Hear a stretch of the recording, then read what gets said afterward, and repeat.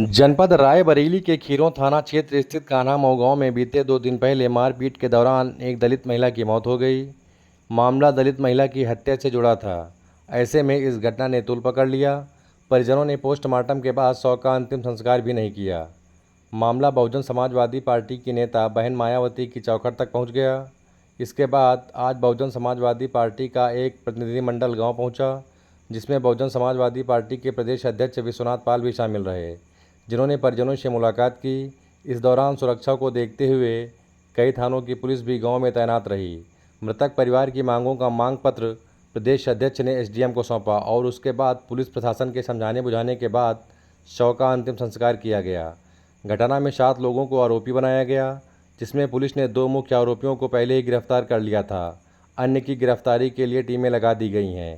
बसपा प्रदेश अध्यक्ष विश्वनाथ पाल ने मृतक महिला माया के परिजनों से मुलाकात की और उन्हें सांत्वना देते हुए हर संभव मदद का आश्वासन दिया।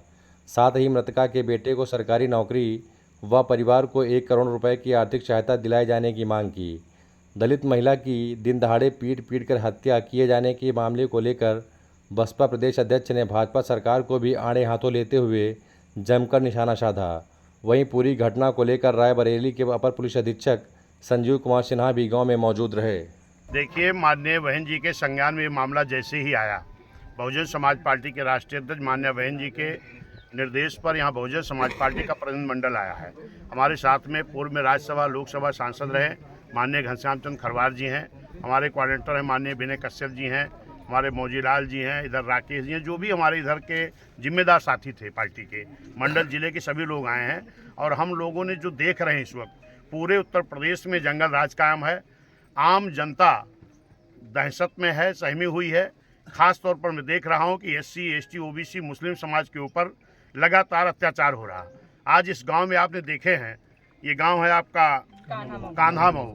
यहाँ पर अभी बेटी रो रो के बता रही है कि दिन में 9 बजे खुलेआम दिन दहाड़े पीट करके हत्या कर दी गई इनकी माँ की, और अलग से इनको धमकी दी जा रही है। जिस रूप में इनको धमकी दी गई है, गालियां दी गई है, वो हम अपने जुबान से नहीं बोल सकते हैं।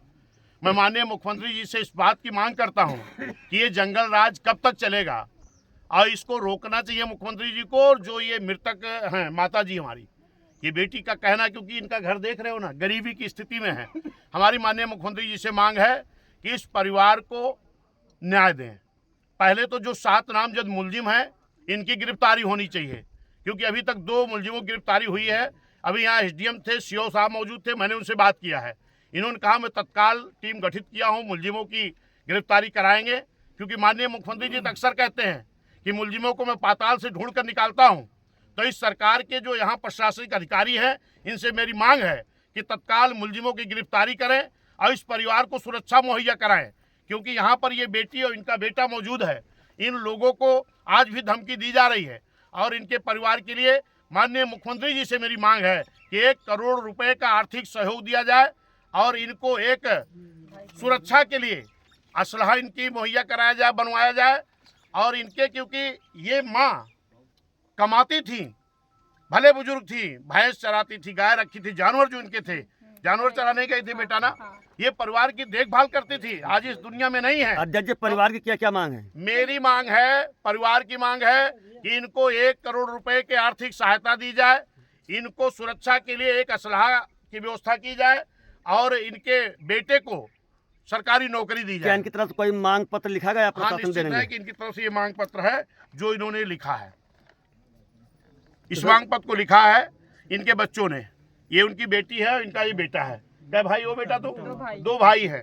इन लोग मांग है कम से कम हमारे एक भाई को सरकारी नौकरी दी जाए और आर्थिक सहायता दी जाए, कम से कम 1 करोड़ रुपए, मुलजिमों की गिरफ्तारी की जाए, कड़ी से कड़ी सजा मिले। और जो इनका विवाद है, जिस विवाद के नाते लोग जबरदस्ती दिन दहाड़े हत्या किए हैं, अभी SDM साहब से हमने बात किया है, इस विवाद को त्वरित सॉल्व किया जाए।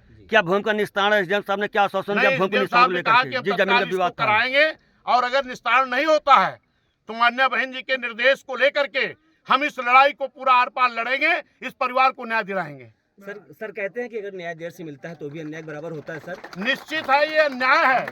अगर दिन दहाड़े इस तरीके से हमारे गरीबों की हत्या हो रही है और इसको सरकार रोकने में नाकाम है, ऐसी सरकार को रहने का कोई अधिकार नहीं होता है। आज मैं देख रहा हूं पूरे उत्तर प्रदेश में, चाहे कौशाम्बी में हुआ, एक बेटी के साथ एक रेप हुआ था, हत्या होता, उसके बाद मुलजिम रिहा कर दिया जाता है। बड़े बड़े मंत्रियों के दबाव में अभी आपके बांदा में एक 3 साल की बेटी के साथ रेप करके हत्या कर दी जाती है। आज हमारी मां की एक हत्या कर दी गई दिन दहाड़े। क्या हो रहा है? क्या कर रहे हैं माननीय मुख्यमंत्री जी? खाली अपनी फर्जी पीठ थपथपाते हैं कि आतंक खत्म हो गया, गुंडे खत्म हो गए, लेकिन लगातार गरीबों के ऊपर अत्याचार हो रहा है। इस अत्याचार को माननीय मुख्यमंत्री अगर ये परिवार को न्याय नहीं मिल पाएगा तो आप लोग आगे क्या न्याय करेंगे? नहीं मिलेगा तो बहुजन समाज पार्टी के नेता माननीय बहन जी के निर्देश पर जो लड़ाई होगी वो बहुजन समाज पार्टी लड़ने का काम करेगी। न्याय दिला करके ही हम लोग दम लेंगे। बेटा हम लोग आप साथ हैं और इनकी जो मांग है ये इन्होंने लिखित में दिया है। अभी मैं खीरों थाना क्षेत्र अंतर्गत ये जो कान्हा मऊ गाँव है, यहाँ पे एक विवाद हुआ था। भैंस चराने को 2 पक्ष जा रहे थे। इसी पक्ष में कुछ वाद विवाद हुआ और झगड़ा हुआ।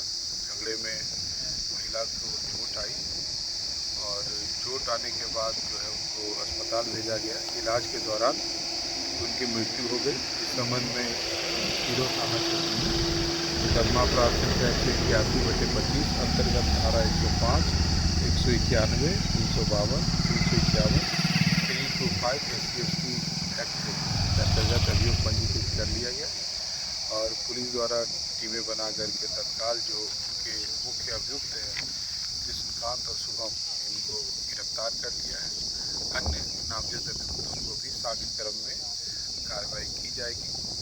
आज परिजनों की त्वरित कार्रवाई किए जाने की मांग की गई थी, जिसको आश्वासन दिया गया है कि जो भी निष्पक्ष कार्रवाई पुलिस के स्तर पर की जाएगी और वे जो है अभी जो है क्रिमेशन दाह संस्कार की क्रिया भी कर रहे हैं। मौके पर शांति व्यवस्था बनी हुई है, किसी प्रकार की कोई समस्या नहीं है।